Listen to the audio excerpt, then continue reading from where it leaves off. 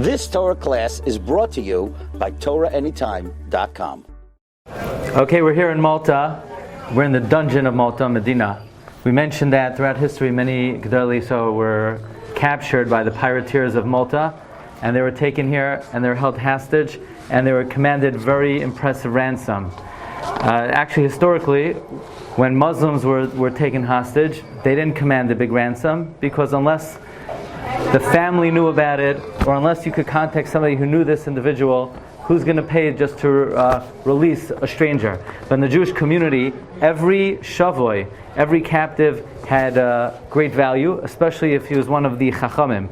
And perhaps the greatest of all the chacham that was captured in Malta was Rabbi Shmuel Garmezian. He's a name that's recorded in the Shem Hagdolim. The Chida writes about him that he was one of the Ziknei Kadishe Rabbanim in Yerushalayim, and when the Rabbanim Yerushalayim would sign their names, he would be signed second. First, Maharash Al-Ghazi, followed by Rabbi Shmuel Garmezian. Rabbi Shmuel Garmezian, the Chida says, Hifli la'asois shitois hakol Talmud. He wondrously wrote something like a Shiurim Kavetzas on all of Shas. He even made numerous additions to many Masechtos. He explained Masechta Brachos Alpi Kabbalah. For each Parsha in the Torah, he wrote 45 Drushim, and the Chida writes, he wrote Paiskim on the Torah and other Sevrei Halacha. The lashon of the Torah of the Chida is Davar Pela Asher Palasa. What he wrote was wondrous. Nothing from his was ever published. Now, what would be very interesting is, where did Rabbi Shmuel Garmezian come from?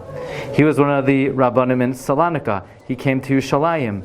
He came traveling, collecting money for the yeshivas in Yerushalayim. He was held captive here. Now, the rule was, and the rules were established by Rabbi Shmuel Abuhav. The Shmuel Abuhav is the Dvar Shmuel. The second, Rabbi Shmuel Abuhav was the Dvar Shmuel.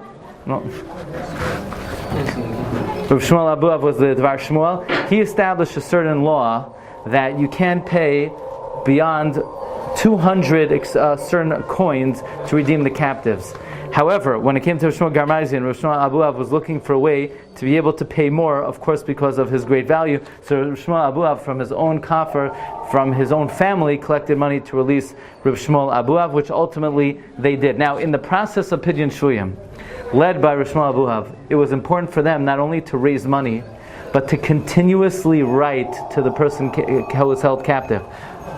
Often, always. Why?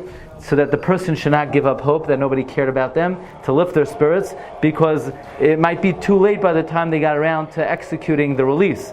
So part of the mitzvah Pidyon Shuyim was to continuously write to the captive, so this way he would know that the community is thinking about him, trying to get him out, and in the interim, by doing so, they would be successful in releasing him. And Rabbi Shmuel Garmezian was one of the captives that was successfully released through the efforts of Rabbi Shmuel Abuhav.